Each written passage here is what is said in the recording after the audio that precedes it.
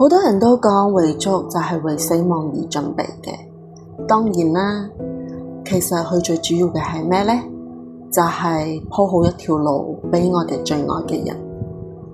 寫遺囑就係同你最心愛嘅人一份告別，一個愛。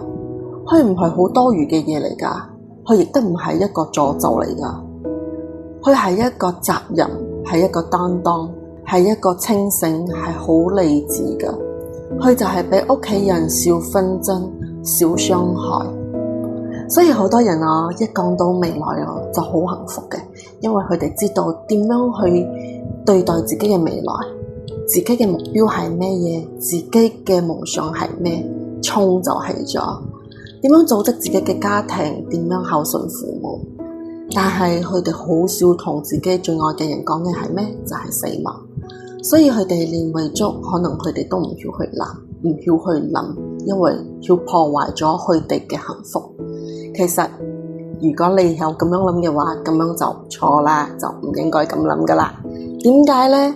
因為你要知道寫遺囑嘅人其實係最有擔當噶，佢係好有責任感噶。佢咁諗到呢啲嘢，佢就係因為擔心你以後冇呢個安全感，所以而家我俾你呢一個安全感。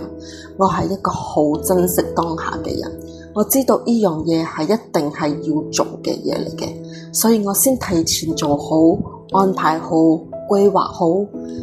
touch wood， 真係有咩時候發生都好啦，起碼我已經安排晒所有嘅嘢，你只要跟住我嘅路去行就係咗。佢哋係唔曉逃避噶，佢哋就係曉去面對嘅啫。咁樣嘅人，你曉唔中意咩？